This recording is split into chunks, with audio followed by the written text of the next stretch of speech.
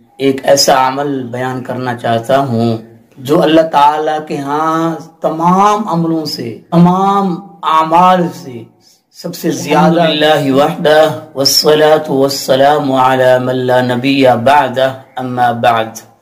معزز ناظرین، آج میں آپ کے سامنے ایک ایسا عمل بیان کرنا چاہتا ہوں جو اللہ تعالیٰ کے ہاں تمام عملوں سے، تمام اعمال سے سب سے زیادہ قیمتی اور سب سے زیادہ معزز ہے۔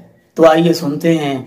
سیدنا ابو ہریرہ رضی اللہ تعالیٰ عنہ بیان کرتے ہیں کہ رسول کریم صلی اللہ علیہ وسلم نے فرمایا، اللہ تعالیٰ کے ہاں دعا سے معزز کوئی عمل نہیں، یعنی دعا ایسا عمل ہے، دعا ایسی چیز ہے جس سے بڑھ کر اللہ تعالیٰ کو کوئی عمل محبوب نہیں، کوئی عمل اللہ کے ہاں معزز نہیں دعا سے بڑھ کر۔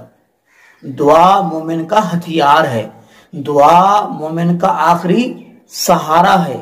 معزز ناظرین، اللہ رب العزت نے جن اور انس کو، جنوں اور انسانوں کو پیدا ہی اس لیے کیا ہے کہ اللہ رب العالمین کے سامنے وہ اپنے ہاتھ پھیلایا کریں اور اللہ رب العالمین کی عبادت کیا کریں، جیسا کہ اللہ رب العالمین کا ارشاد پاک ہے، وَمَا خَلَقْتُ الْجِنَّ وَالْإِنسَ إِلَّا لِيَعْبُدُونَ۔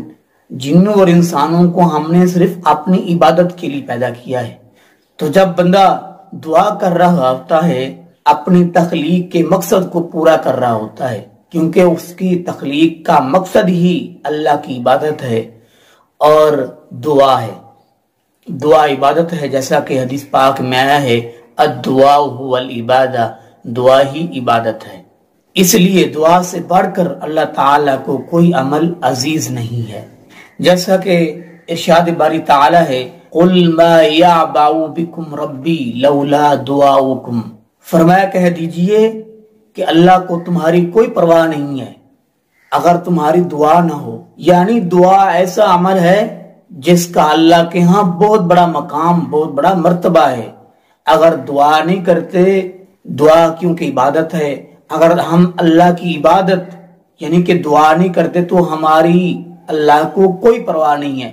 ویسے اللہ بے نیاز ہے، اللہ خوش ہوتا ہے ان لوگوں سے جو مانگتے ہیں، اور ان لوگوں سے اللہ تعالیٰ سخت ناراض ہوتے ہیں جو اللہ تعالیٰ سے نہیں مانگتے، اللہ کے آگے ہاتھ نہیں پھیلاتے۔ اللہ تعالیٰ ہم سب کو اپنے در کا فقیر بنائے اور اللہ تعالیٰ ہم سب کو دعا کرنے کی توفیق نصیب فرمائے۔